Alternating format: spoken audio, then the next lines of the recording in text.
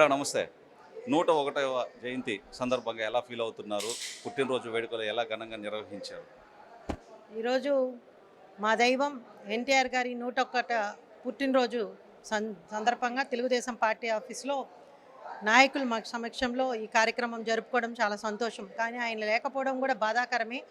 ఎందుకంటే ఆయనకి, మా కుటుంబానికి, ఇటు రాజకీయాల్లో నేను ఉన్నామన్నా, ఇటు మా కుటుంబంలో ఆయన ఒక బాండింగ్స్ మాకు చాలా ఉన్నాయి. చెప్పుకోవాలంటే చాలా చాలా విషయాలు ఉన్నాయి.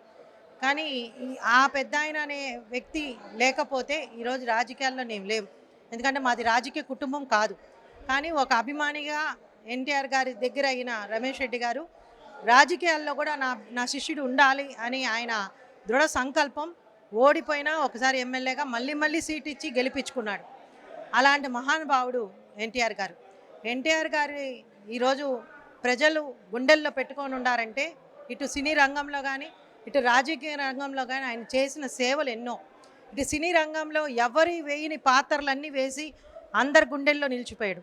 ఇటు రాజకీయ రంగంలో ప్రతి ఒక్క కుటుంబానికి సంక్షేమ పథకాల్ని అంటే ఏంటి, అది ఏ విధంగా ప్రజలకు అందాలి, పేద ప్రజలకి కావాల్సిన ఉపాధి కానివ్వండి, ఇల్లు కానివ్వండి, వాళ్ళకి కావాల్సిన సంక్షేమ పథకాలు కానివ్వండి, ఆఖరికి పెన్షన్ అనేది పేదవాళ్ళ కోసం ఏర్పాటు చేసిన ఘనత ఎన్టీఆర్ గారిది. అటువంటి నాయకుడు ఎన్టీఆర్ గారు తెలుగుదేశం పార్టీలో ఉండడం, ఆయన తర్వాత అదే బాటలో చంద్రబాబు నాయుడు గారు, లోకేష్ గారు ఇలా వాళ్ళ అడుగుల్లో అడుగు వేసుకుంటూ వాళ్ళతో పాటు మా ప్రయాణం కొనసాగుతూ ఉన్నామంటే ఇది నిజంగా మా అదృష్టం తెలుగుదేశం పార్టీలో ఉండడం. అదే మేడం. అదేవిధంగా ఇంక మేము విన్నాము మీ పాపకు సంబంధించి ఈరోజు పాపది కూడా పుట్టినరోజు అని.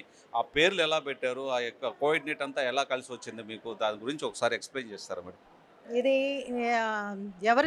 ఇది నిజంగా నాకు ఇప్పుడు అనుకున్నా కూడా ఆ అదృష్టం ఎలా చెప్పాలని కూడా తెలియట్లా.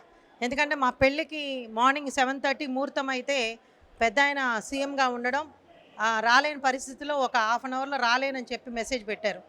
కానీ ఆ రోజు పీటల మీద 7:20కి మా ముహూర్తం టైం అయితే అందరు బంధుమిత్రులు, అందరు ఫ్రెండ్స్ ఎన్టీఆర్ గారు వస్తున్నారని పొలిటికల్ పీపుల్ అందరూ వచ్చేసారు. కానీ రారని ఒక మెసేజ్ వచ్చిన తర్వాత రమేష్ రెడ్డి గారు ఒప్పుకోలేదు. మళ్ళీ మెసేజ్ పెట్టారు వాళ్ళకి, పిఎల్కి, ఈ విధంగా రాకపోతే నేను పెళ్లి చేసుకొని ఇంకో ముహూర్తం చూసుకుంటానని. సో ఆయన కూడా ఇతను ఒక అభిమానం ఏంటి అని తెలుసు కాబట్టి ఆ రోజు లేదు లేదు నేను వస్తానురా, నువ్వు అక్కడి నుంచి మళ్ళీ నువ్వు ఆ అమ్మాయిని బాధ పెట్టద్దు, కుటుంబాన్ని బాధ పెట్టద్దు, నేను ఏదో ఒక టైంలో వస్తానంటే దానికోసం ఆ పీటల మీద నుంచి కదలకుండా, నేను కూడా చాలా చిన్న ఏజ్ నాకు, ఆయన అక్కడి నుంచి కనీసం లేచి పీటల మీద నుంచి కూడా లేకుండా 1:30 దాకా ఆయన వచ్చిన తర్వాతే తాళిబొట్టు కట్టడం జరిగింది. ఇది నిజంగా ప్రతి ఒక్కరికి తెలుసు. ఇది నిజంగా మాకు జరగడం అనేది నా అదృష్టం. రెండోది, అదే రోజు ఈరోజు మే 28 పెద్దాయన మాకు పుట్టాడు అనుకున్నాము, కానీ ఆడపిల్ల పుట్టింది. మగపిల్లాడు పుట్టుంటే నిజంగా ఆయనే పుట్టాడని, కానీ లక్ష్మీదేవిలాగా ఆయన పుట్టినరోజే మా పాప పుట్టడం. ఈరోజు ఆ పాపకు కూడా 36 ఇయర్స్. ఈరోజు పాప పేరు తారక రామలక్ష్మి. అంటే మగపిల్లాడైతే తారక రామారావే పెట్టేసేవాడు, కానీ పాప కాబట్టి తారక రామలక్ష్మిని పెట్టాము. అదేవిధంగా చిన్న పాపను కూడా, అది కూడా ఒక చిన్న ఈవెంట్ జరిగింది. ఆ రోజు నా హాస్పిటల్లో అడ్మిట్ అయితే ఈయన చైతన్య రథం తీసుకొని పెద్ద ఆయన చెన్నైకి రమ్మన్నారు ఎలక్షన్ క్యాన్వాస్కి.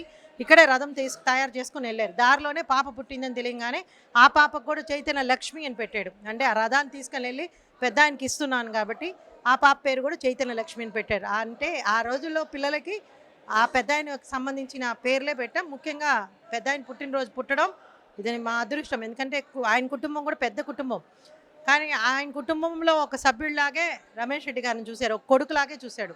ఆయన కొడుకులకు కానీ ఇంక మనవరాళ్ళు ఈరోజు ఎంతోమంది వచ్చారు, కానీ ఆయన పుట్టినరోజు ఎవరు పుట్టలా. మాకు కలగడం, మాకు ఆ బిడ్డ పుట్టడం అనేది నిజంగా ఆయన వరం. Super madam. అదేవిధంగా మేడం, ఏదన్నా ఒక మర్చిపోయినటువంటి అనుభూతి ఏదన్నా ఉందా ఎన్టీ రామారావు గారితో మీ కుటుంబానికి ఉన్నటువంటి? అంటే మ్యారేజ్ కాకుండా ఏదన్నా మర్చిపోని ఒక సందర్భం ఏదన్నా ఒకటి ఉందా? అంటే మాకు అన్నీ ఆయన అనుభవాలు ఎప్పుడు గుర్తు ఉంటాయి. ఈరోజు ఇటు కూడా మా ఇంట్లో ఎప్పుడు దేవుడికి దండం పెడుతున్నామంటే ఆయనకి పెట్టుకొనే బయటకు వస్తాను నేనైనా. సో ఇవన్నీ ఆయన అనుభూతులు అంటారా, ఈ ప్రతినిత్యం మా కుటుంబంతో ఆయనకున్న సన్నిహితము. ఆయన ఆ రోజు ఈ నెల్లూరుకు వచ్చారంటే ఎక్కడికి అంటే ఈయన పొలిటికల్లో లేనప్పుడు కానీ అవతల కానీ ఎప్పుడైనా కూడా నెల్లూరుకి వచ్చాడంటే మా ఇంటికి రాకుండా పోయిన రోజే లేదు ఎన్టీఆర్ గారు. ఆయన వచ్చి మా కుటుంబ సభ్యులతో ఉండి ఆ స్వీట్స్ మలై కాజా అనే స్వీట్ తెప్పించి ఆయనకి పెడితే ఆయనకి ఎంతో తృప్తిగా 4-5 తినేసేవాడు.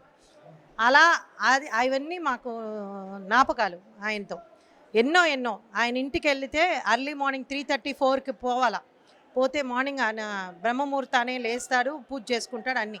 ఆ బ్రహ్మముహూర్తంలోనే మమ్మల్ని రమ్మనేవాడు, ఇంకెవరిని రమ్మనేవాడు కాదు. అలాంటిది మేము హైదరాబాద్ వచ్చామని తెలిస్తే వరకు రెమ్మి అని పిలిచేవాడు. రెమ్మి మీ ఫ్యామిలీని పాపని అమ్మాయిని తీసుకొని రా ఎర్లీ మార్నింగ్ అనేవాడు. అంటే ఎర్లీ మార్నింగ్ ఆ ఇంట్లోకి వెళ్తే అది ఒక పూజా మందిరం. ఆ సాంబ్రాణి కడ్డీల వాసనలతో ఆయన ఫ్రెష్గా ఒక దేవుడిలాగా కూర్చొని ఉంటే నిజంగా అవన్నీ మాకు మంచి తీయటి జ్ఞాపకాలు. నిజంగా ఆయన మిస్ అయ్యాం. అదేవిధంగా మంచి భోజన ప్రియుడు కూడా కదా మేడం ఆయన. ఎక్కడ మన ఇంట్లో ఏదైనా ప్రిపేర్ చేసి పెట్టున్నారా మీరు ఏదైనా భోజనం ఆయన కోసం? నేను అదే చెప్పాను కదా, మా ఇంటి ఫుడ్ ఇష్టం. ముఖ్యంగా చేపల పులుసు మా పెదమ్మ వాళ్ళు బాగా చేసేవాళ్ళు. సార్ నేను లేదు, నేను చాలా చిన్నదాన్ని. అందరు పెద్దవాళ్ళందరూ ఉండేవాళ్ళు కాబట్టి ఆ పెద్ద ఆయన వస్తే ఆయన చూసుకోవడానికే మాకు టైం సరిపోయేది. నేనైతే ఏది కానీ వడ్డించాను. అది ఒకటే నాకు దొరికిన అదృష్టం. మిగతా అన్నీ ఇంట్లో అందరూ ఆయనకి ఇష్టమైన ఫుడ్స్ అన్నీ చేసి టేబుల్ మీద పెడితే ఆయనకి ఏం కావాలో అది వేసుకొని హ్యాపీగా తినేవాడు. అక్కడ ఎవరు ఏదన్నా వద్దు అని చెప్పి చుట్టుపక్కల వద్దన్నా కూడా ఆయన ఒప్పుకునేవాడు కాదు. ఈ ఇంట్లో నేనేం తిన్నా మీరు అడ్డం చెప్పవాకండి అని చెప్పేవాడు. అలా అది ఒక నిజంగా ఆ జ్ఞాపకాలు అనేది మర్చిపోలేదు. మా జీవితం ఉన్నంతకాలం ఆయన్ని మర్చిపోం. ఫైనల్గా ఒక క్వశ్చన్ మేడం, ఫైనల్గా ఒక క్వశ్చన్. వైఎస్ఆర్సీపీకి సంబంధించి రేపు రానున్నటువంటి ఎన్నికల ఫలితాలకి సంబంధించి వైనాట్ 175 మనీ వాళ్ళు ఒక గట్టి దృక్పథంతో ముందుకెళ్తున్నారు. మేమే అధికారంలోకి వస్తామని చెప్తున్నారు. సో దాని పట్ల మీ అభిప్రాయం ఏంటి? ఇంకా అంటే తినే ముందు రుచులు ఎందుకు అంటారు, అలా 4వ తేదీ రుచులు కనపడతాయి. వైనాట్ 175 అన్న వాళ్ళందరికీ కూడా దిమ్మ తిరిగే ఫలితం వస్తుంది.